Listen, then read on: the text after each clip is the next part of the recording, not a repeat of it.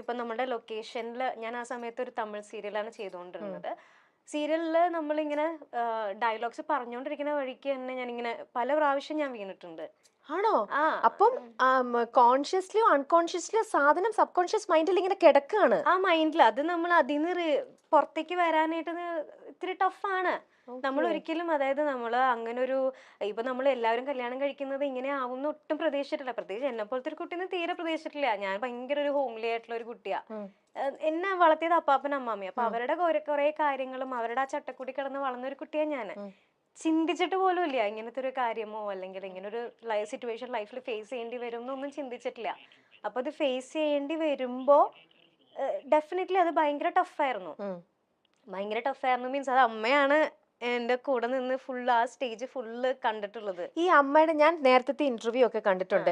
ചെറുപ്പത്തിൽ വളർത്തിയത് ഫുൾ അമ്മാമ്മ അപ്പാപ്പ അങ്ങനെയായിരുന്നു എന്ന് പറഞ്ഞു. ഐ മീൻ ഗ്രാൻഡ് പാരന്റ്സിന്റെ കൂടെ ആയിരുന്നു. അന്നേരം ഈ മമ്മി എവിടെയായിരുന്നു? ഞാൻ എപ്പോഴും സംശയം തോന്നിയിരുന്നല്ലോ അമ്മയ്ക്ക്. അതായത് എനിക്ക് സിംഗിൾ പാരന്റ് ആണ്. അമ്മ മാത്രമേ ഉള്ളൂ. അപ്പൊ അതാ ഞാൻ പറഞ്ഞ ചിലവർക്ക് വീണ് കിടക്കാനുള്ള ഓപ്ഷൻ ഇല്ല ചേച്ചി. അമ്മയ്ക്ക് എന്നെ വളർത്തണം എന്നുള്ള ഒരു വ്യൂ മാത്രം അമ്മയ്ക്ക് ഉണ്ടായിരുന്നുള്ളൂ. അപ്പൊ അമ്മയ്ക്കും അമ്മയുടേതായിട്ടുള്ള കുറെ പ്രശ്നങ്ങളും വിഷമങ്ങളും ഒക്കെ ഉണ്ടായിട്ടുണ്ട്. പക്ഷെ അമ്മ അതിനെ ഫൈറ്റ് ചെയ്തു. ഇപ്പൊ എന്താ പറയാ, തൂണുണ്ടെങ്കിലല്ലേ ചാരാൻ പറ്റൂ. സീരിയസ്ലി അതുപോലെയാണ്. അങ്ങനെയുള്ള ഓപ്ഷൻ ഉണ്ടെങ്കിലല്ലേ നമുക്ക് ചാരാൻ പറ്റുള്ളൂ. അപ്പൊ അമ്മ വളരെ സ്ട്രോങ് ആയിട്ടുള്ള ഒരു ലേഡിയാണ്. അപ്പൊ വെരി സ്ട്രോങ്. ഞാൻ കണ്ടതിൽ വെച്ചിട്ട് ഭയങ്കര സ്ട്രോങ് ആയിട്ടുള്ള ഒരു ലേഡിയാണ്. അപ്പോ മേഘനയുടെ ഒരു എനിക്ക് തോന്നുന്നു അതാണെങ്കിൽ ഒരു റോൾ മോഡൽ എന്ന് പറയുന്നത് തീർച്ചയായിട്ടും അമ്മ തന്നെ ആവണം. അതെ, അമ്മേനെ ആർക്കും തകർക്കാൻ പറ്റില്ല, ഞാൻ എന്നെ ഒഴിച്ച്. Very good. ടച്ച് വിടാതെ. അതുകൊണ്ട് അത് കണ്ട് വളർന്നൊരു കുട്ടിയാ ഞാൻ. So okay. അങ്ങനെയാണെങ്കിൽ മേഘന ഇപ്പം തൊട്ട് മുന്നേ പറഞ്ഞൊരു കാര്യം, ഇത് വേറൊരു കാര്യം കൂടെ കണക്ട് ചെയ്ത് ചോദിക്കാം. മേഘന എപ്പോഴും എല്ലാ കാര്യത്തിലും സീരിയൽ ആണെങ്കിലും ആയിക്കോട്ടെ, അല്ലെങ്കിൽ നേരത്തെ ചെയ്ത അഡ്വർടൈസ്മെന്റ് ആയിക്കോട്ടെ, വർക്കിന്റെ കാര്യത്തിലോ എന്തിൽ പോയി കഴിഞ്ഞാലും എപ്പോഴും ദ ബെസ്റ്റ് വേണമെന്ന് ആഗ്രഹിക്കുന്ന ഒരാളാണ്. എന്ത് ചൂസ് ചെയ്താലും മേഘനയുടെ ഓരോരുത്തരുടെ ഇഷ്ടം ഓരോന്നാണ്. പക്ഷെ മേഘനയുടെ ഇഷ്ടത്തിന് പറ്റിയ ഏറ്റവും ബെസ്റ്റ് എന്ന് മേഘനയ്ക്ക് തോന്നുന്നത് പോയിട്ട് എപ്പോഴും പിക്ക് ചെയ്യാൻ ആഗ്രഹിക്കുന്ന ഒരാളെന്നാണ് എനിക്ക് മനസ്സിലായത്. പക്ഷെ നമ്മുടെ ലൈഫിൽ എവിടേക്കോ നമ്മൾ പിക്ക് ചെയ്യുമ്പോൾ ചില കാര്യങ്ങളിലെല്ലാം തെറ്റ് പറ്റിയേക്കാം. അങ്ങനെ തോന്നിയിട്ടുണ്ടോ? തെറ്റ് പറ്റിയേക്കാം നമ്മുടെ സെലക്ഷനില്, നമ്മുടെ തീരുമാനങ്ങളില്? ഇല്ല ചേച്ചി, നമ്മൾക്ക് ആ സമയത്ത് നമ്മൾക്ക് ദി ബെസ്റ്റ് ആയിരിക്കും നമ്മൾ സെലക്ട് ചെയ്യാം. നമ്മൾക്ക് ഒന്നുമില്ല, നമ്മളുടെ ഏറ്റവും നല്ലൊരു ബെസ്റ്റ് ഫ്രണ്ടിനെ നമ്മൾ സെലക്ട് ചെയ്ത് കൊടുക്കുമ്പോഴത്തേനും നമ്മൾക്ക് ഏറ്റവും ബെസ്റ്റ് അല്ല സെലക്ട് ചെയ്യാം. തീർച്ചയായിട്ടും. അപ്പോൾ നമ്മൾക്ക് സെലക്ട് ചെയ്യുമ്പോൾ അതിലും ബെസ്റ്റ് ആയിട്ടുള്ള കാര്യങ്ങൾ നടക്കണം എന്ന് വിചാരിച്ചിട്ടല്ലേ നമ്മൾ സെലക്ട് ചെയ്യാം.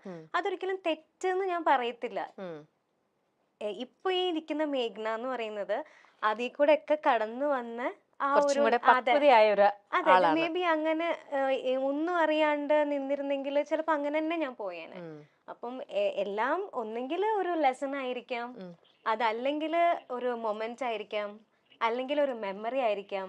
എന്തുവാണെങ്കിലും അത് ലൈഫിന്റെ ഒരു പാർട്ടല്ലേ ചേച്ചി. അതിനെനിക്ക് മിസ്റ്റേക്ക് എന്ന് പറയാൻ പറ്റില്ല.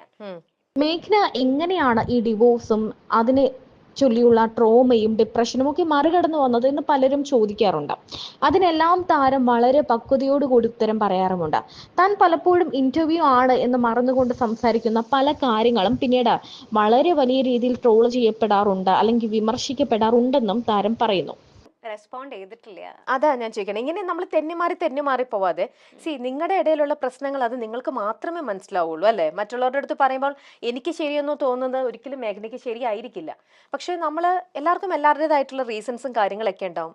പക്ഷെ ബീങ് എ സെലിബ്രിറ്റി, നിങ്ങളിങ്ങനെ ഒരുപാട് ഇങ്ങനെ ഓരോരോ ആൾക്കാരുടെ നിൽക്കുമ്പോൾ നമുക്കത് വാലിഡ് ആയിട്ടുള്ള ഒരു റീസൺ പറഞ്ഞ് നമുക്ക് എപ്പോഴും തെന്നി മാറണ്ടല്ലോ. നമുക്ക് കറക്റ്റ് ആയിട്ടുള്ള ഒരു ഇത് പറയുമ്പോൾ നമുക്ക് ഒരു ഫുൾ സ്റ്റോപ്പ് ഇടാനായിട്ട് എന്തെങ്കിലും ഒരു സ്റ്റേറ്റ്മെന്റ് ആയിട്ട് എന്തെങ്കിലും അങ്ങനെ പറയാൻ പറ്റുമെങ്കിൽ മാത്രം. ഞാൻ നിർബന്ധിക്കുന്നില്ല, it's all up to you. ഞാൻ ഇതുവരെ റെസ്പോണ്ട് ചെയ്തിട്ടില്ല ചേച്ചി. എപ്പോഴും ഒരു എനിക്ക് മനസ്സിലായിട്ടുള്ള കാര്യം എന്താന്ന് വെച്ചാൽ ഈ ഇതുപോലെയുള്ള ഡിപ്രഷൻ ടൈമിലും ഇതുപോലെ ഞാൻ പറഞ്ഞ ഭയങ്കര ഷോക്കായിരുന്നു എന്നുള്ളത്.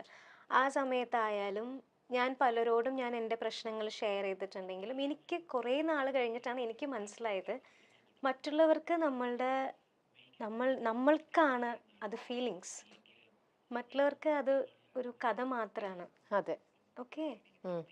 നമ്മൾ ജീവിച്ചു തീർത്തത് ഒவ்வொரு സെക്കൻഡും എങ്ങനെയായിരുന്നു എന്നുള്ളത് നമുക്കല്ലേ അറിയുള്ളൂ. അത് ഒരു 10 മിനിറ്റ് കൊണ്ടോ 5 മിനിറ്റ് കൊണ്ടോ നമ്മൾക്ക് എക്സ്പ്ലെയിൻ ചെയ്യാൻ പറ്റില്ല.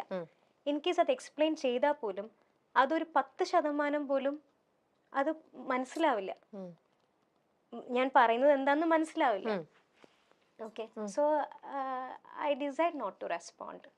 ഓക്കെ.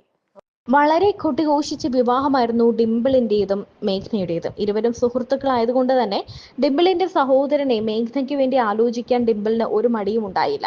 എന്നാൽ പിന്നീട് ഈ വിവാഹബന്ധം വളരെ വലിയ രീതിയിൽ വിവാദമാവുകയും ചർച്ചയാവുകയും വിവാഹബന്ധം വേർപെടുകയും ഒക്കെ ചെയ്തു. അങ്ങോട്ടും ഇങ്ങോട്ടും പല രീതിയിലുള്ള കഥകളൊക്കെ ഉണ്ടായി.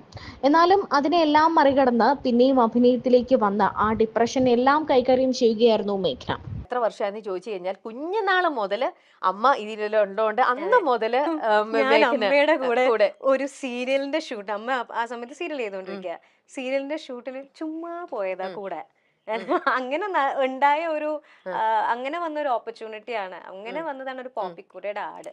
ഓക്കെ. ആഡ് അങ്ങനെ ഞാൻ സ്റ്റാർട്ട് ചെയ്ത 5ാമത്തെ വയസ്സിൽ. മേഘ്നേനെ ഇങ്ങനെ എല്ലാവരും സ്നേഹിക്കുന്ന ഇത്രയും ലെവലിലേക്ക് എത്തിച്ച അമൃതയെ കുറിച്ച് പറയാം. അമൃത ഏകദേശം എത്രത്തോളം എപ്പിസോഡുകളാ ചെയ്തത് ചന്ദനമഴ അമൃതയായിട്ട്? ചന്ദനമഴ ഓൾമോസ്റ്റ് 1000 എപ്പിസോഡിന്റെ അകത്ത് ചെയ്തിട്ടുണ്ട്. ഏറ്റവും കൂടുതൽ ചെയ്തതും ആ സീരിയൽ തന്നെയാണോ? ദിവസങ്ങൾ ഷൂട്ട് ചെയ്തതും? സത്യം പറഞ്ഞ ചന്ദനമഴ ചെയ്യുന്നതിന്റെ സമയത്ത് അതിന്റെ തന്നെ തമിഴും ചെയ്തോണ്ടിരിക്കുവായിരുന്നു. അതെ. അപ്പൊ 15 ദിവസം ഞാൻ ട്രിവാൻഡ്രത്ത് മലയാളത്തിൽ ചെയ്യും, അതിന്റെ തന്നെ തമിഴും സെയിം ക്യാരക്ടർ ചെയ്യും. തമിഴില് അതിന്റെ പേര് എങ്ങനെയാ? സീത. ചന്ദനമഴയ്ക്ക് പകരം ദൈവം തந்த വീട്. ദൈവം തந்த വീട്. ഇവിടെ അമൃത, അവിടെ സീത.